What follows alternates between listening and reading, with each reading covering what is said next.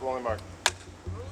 I had just made a short film with Sennott, and she asked me if I had any other film ideas and if I wanted to collaborate. And I told her about the one comedy idea I had for something that was sort of action-driven and superhero-esque that had a queer female lead in high school, because I just felt like I hadn't seen it before. And I love Scott Pilgrim and Kick-Ass and Attack the Block and all these adventure stories for young boys that are... Rachel and Io are two of the funniest people I've ever met in my entire life. I was just like, how am I gonna keep up with them? What I've learned is you just don't. Honestly, what I was focusing on most of the time they were improvising is like, do not laugh. Whatever you do, just don't laugh, because if I know a line is coming, I'm okay with it. But sometimes they would throw something else in there and I would just have to be like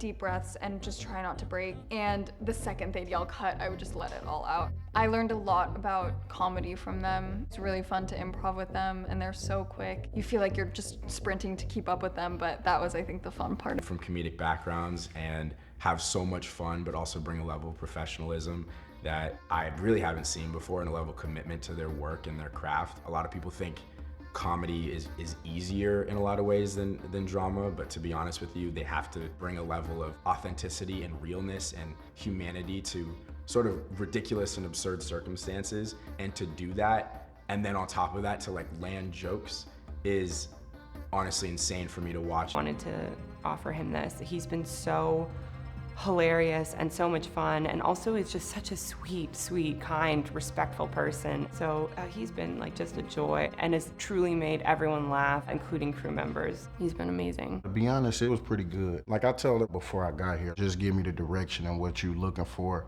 You know, I could deliver that. And then Marshawn, he was such a team player. Most of the time it was us girls and Marshawn, and he was so kind to everybody on set. I have nothing but the greatest things to say about him, and I really felt like his dynamic as Mr. G in our fight club. It's funny because then we'd cut and we'd go into cast holding, and it would be very much a similar dynamic. He's much cooler, I think, than Mr. G is, but it was very much like Marshawn was our counselor, our cast counselor, with all the girls. I got this monologue, I don't know how to do it. So I went to every one of them individually and just was asking them, like, give me some pointers on how you would go about remembering and reciting these lines. So each one of them gave me, you know, direction, and they were completely different on how they remembered their lines. So what I did was I just took all of their shit and put it together and made it into my own. That was a way for me to talk with them, to get to know them a little bit better, but also that was the first time that I had a big ass. Because I've found, especially in this project, that the sort of Bible of the bottoms world really lives in Emma's head, and sometimes we'll have ideas that will bounce up on set and they're just as outrageous in my mind as maybe what's happening in the script, but for Emma it's so clear, like, oh, that's not a part of this world. And then there'll be something else that I find equally outrageous that I'm coming up with, that then she's like, that's exactly this world. And so I feel like what's kind of fun about it's been really fun because I feel like I know her as a friend, but I have never experienced her as my director before. So I think it just has been really cool to see somebody who I love and I trust and I know is a genius and I really respect, who is a young woman stepping into her power and leading a set, and that's really exciting to get to see. Action.